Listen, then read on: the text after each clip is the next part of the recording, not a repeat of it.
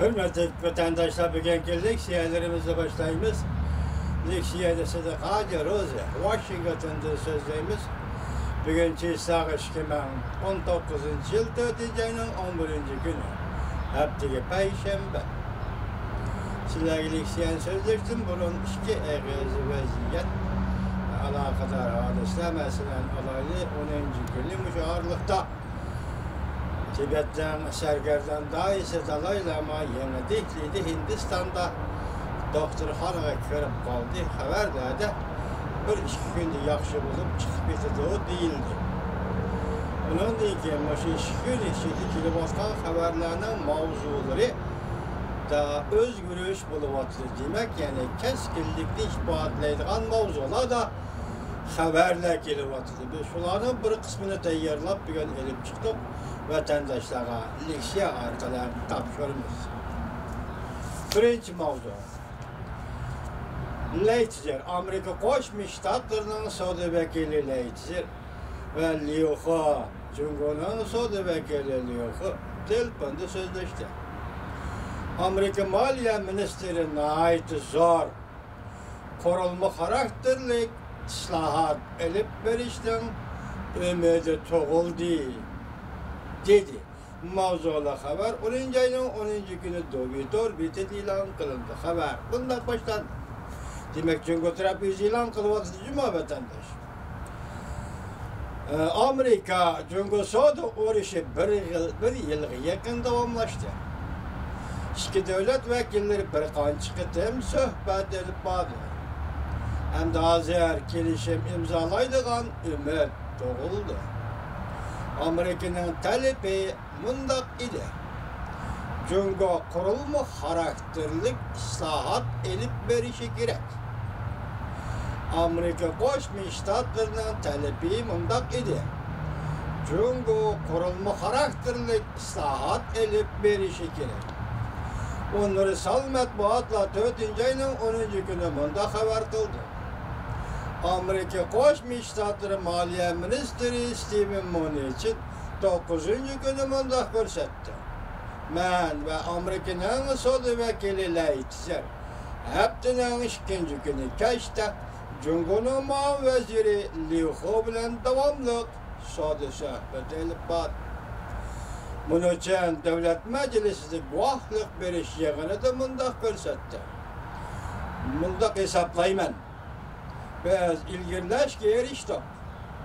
Savdo elchisi Leitzer ve Amerika savdo vakilining ishxonasi xizmatdoshlari nihoyat to'g'ri ish qildi.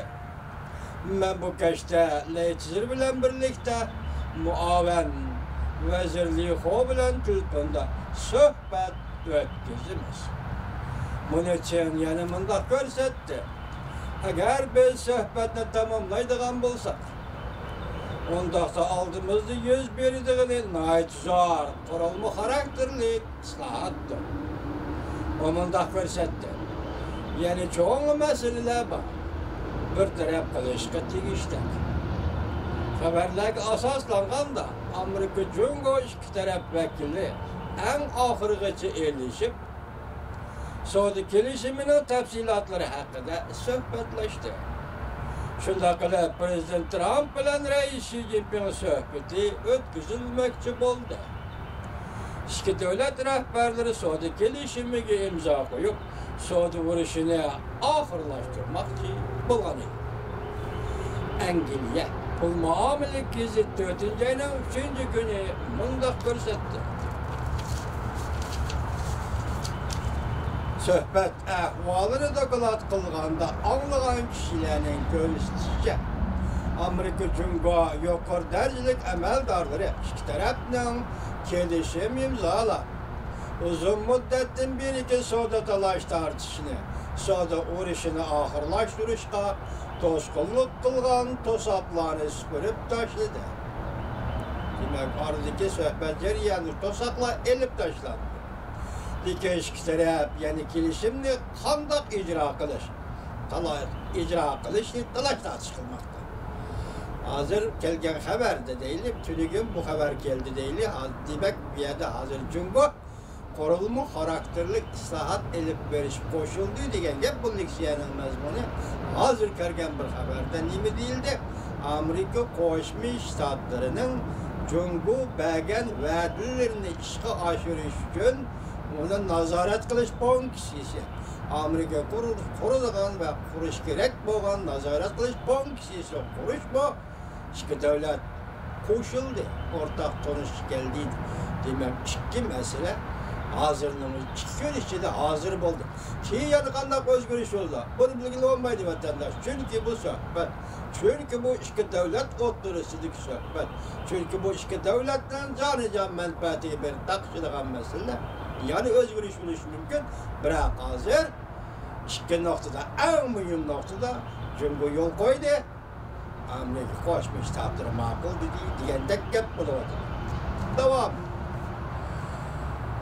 Biz en ahırkı baskuçka yetip geldik. Amerika Saudigarlar Cemiyeti Halkara İşler Daimi Hayhat Başlığı Myron Berlian mundaq gösterdi. Kelişimin 90%'i bekitildi.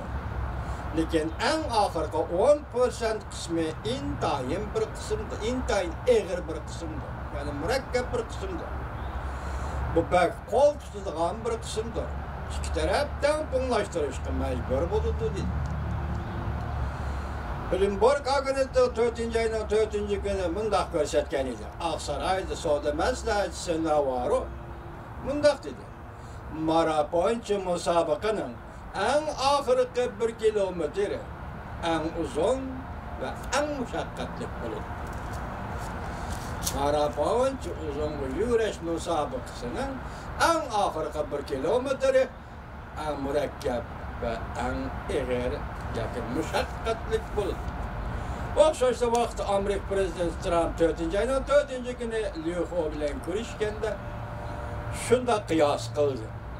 Amerika Cumhurbaşkanı iki taraf 4 hafta içinde gelişim imzalaydı degeni de arlattı bir silah sözlegende Prezident Trump sonra gelişim imzalaştı tahminliği de kıyas kılalmayı vatıdı. Amandak dedi degen sözün tünü günlerden size yetkizdik. Endi bir 4. ayının 4. günü biz 4 hafta içinde gelişimde tamamlayımız degende mi silah yetkizgen idik. Hazır şun söz tekrarlanamadı bu haberde. Lekin Reuters haber kılıp mundaq görsetdi. Amerika'nın əməldari kildi bilyamız 8. günü mundaq degan. Amerika taraf, Cumhur tarafdan birga va'dalarini etdi. Qanoat hosil qilmadi. Amerika taraf, Cumhur tarafdan birga va'dalardan qanoat hosil qilmadi. Ham yana mundaq ko'rsa, ikki taraf ijro qilish, nazorat qilish bankisi to'g'risida birdek fikrga keldi. Eğer Cumhur taraf va'dasini amaliyleştirmeydigan bo'lsa, Amerika taraf yana zarbi berdi. Bu killi apandirin göz qarshi.